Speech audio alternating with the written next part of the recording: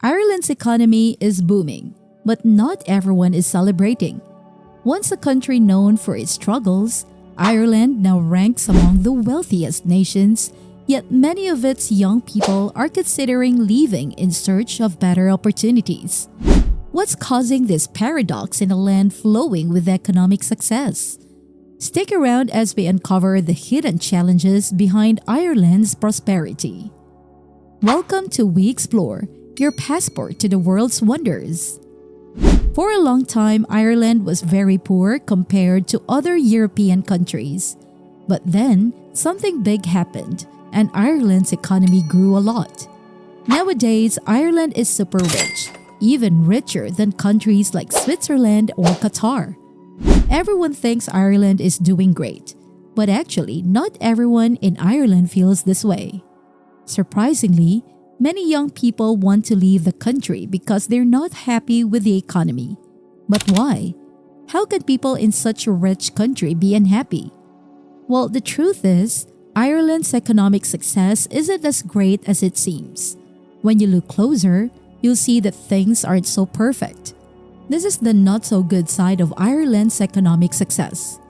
Ireland's employment rates have fluctuated over the past few decades, reflecting broader economic changes.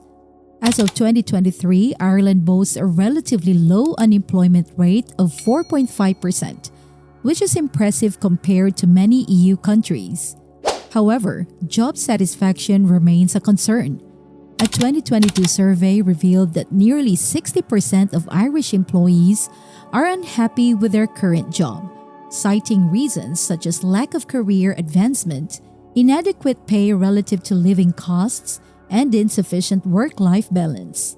This dissatisfaction contributes to the desire among many, especially younger workers, to seek opportunities abroad.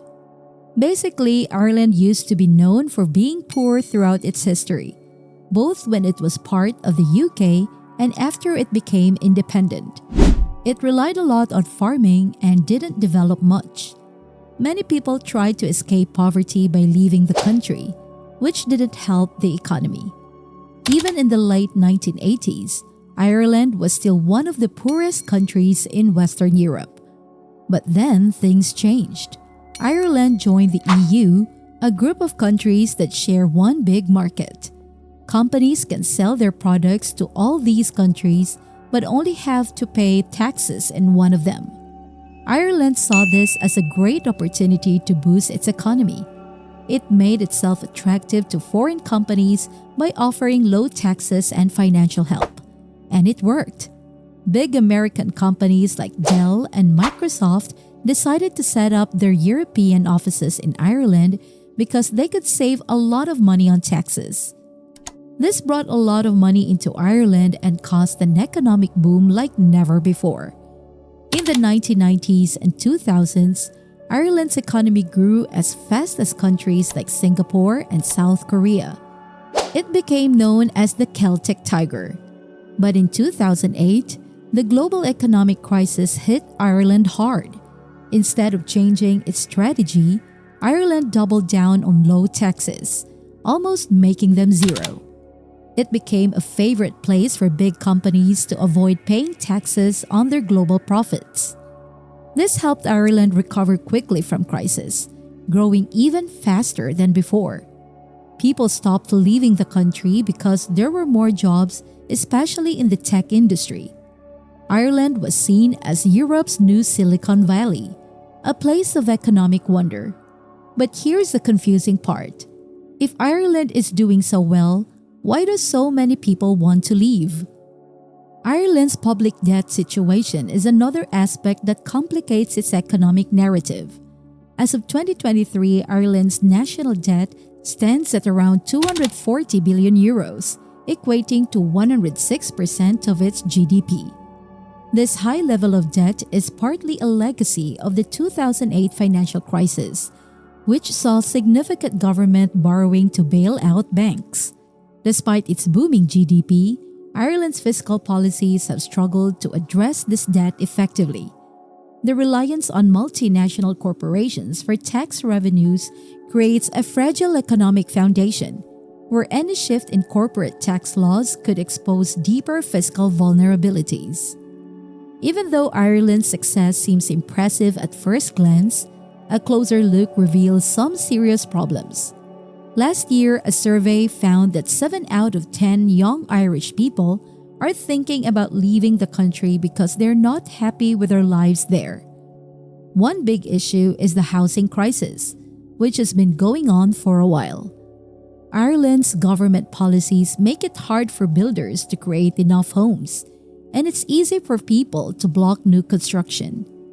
This means there's not enough housing for everyone, and it's either too expensive or impossible to find a place to live.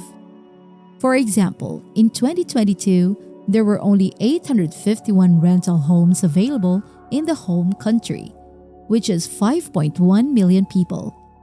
This led to strange scenes, like hundreds of people lining up in Dublin just to see an apartment for rent. Despite protests and promises, the government hasn't fixed this problem. But housing isn't the only issue. Ireland also struggles with basic infrastructure and public services. Roads and energy systems are behind schedule, and the healthcare system is in constant crisis. Hospitals are overcrowded, underfunded, and many doctors are leaving for other English-speaking countries. Now, Ireland isn't the only place dealing with these problems, but it's surprising to see such a big gap between Ireland's impressive economic numbers and the reality on the ground. How can Ireland have such a great reputation on paper, but things aren't as good as they seem? The explanation for this paradox could be that Ireland isn't actually as wealthy as it appears, and its economic miracle might not be real. Let's break it down. Ireland boasts an extremely high GDP per capita, which is often seen as a primary indicator of a country's economic health. At first glance, Ireland seems far ahead of other nations. However, when we look at other statistics, things start to seem off. For instance, while Ireland has a relatively high average salary, it's not as high as one would expect given its GDP. In fact, Ireland's average salary is lower than in many Scandinavian countries and similar to countries like the Netherlands, Belgium, or Austria, despite these countries having much lower GDPs. The gap between Ireland's apparent wealth and the reality of people's financial situations is striking. Household disposable income, which measures how much money people actually have, ranks Ireland 17th in the European Union, below the average. This suggests that Ireland's wealth isn't evenly distributed among its citizens. So why is there such a disparity? Many economists argue that Ireland's GDP is inflated because it's driven by global corporations moving profits to Ireland, even though those profits weren't generated there. This phenomenon, known as leprechaun economics, means that Ireland's GDP doesn't accurately reflect its true wealth. In reality, Ireland may not be as wealthy as it seems. This economic model creates a divide within Ireland itself. One part appears rich while the other struggles. While tech companies like Google employ highly paid workers from abroad, most people work in sectors unrelated to big tech and earn much less. The disparity between rich and poor in Ireland is often hidden by clever accounting practices. Furthermore, Ireland's high GDP masks serious flaws in its economy, such as its substantial national debt. Because national debt is typically reported in relation to GDP, Ireland's debt seems less alarming than it actually is. However, if Ireland's days of benefiting from tax havens come to an end, its true economic situation will be revealed, and it may not be pretty.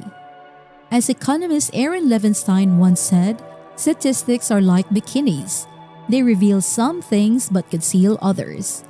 Ireland has managed to conceal the truth about its economic situation so far, but that might not last much longer. As the fight against tax havens intensifies, Ireland's economic reality could be exposed, and the consequences could be severe.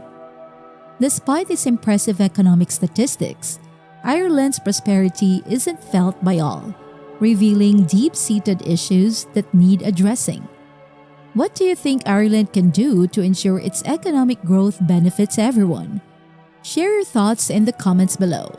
Don't forget to like, subscribe, and hit the notification bell to stay updated with our latest videos. Thanks for watching and see you in the next one.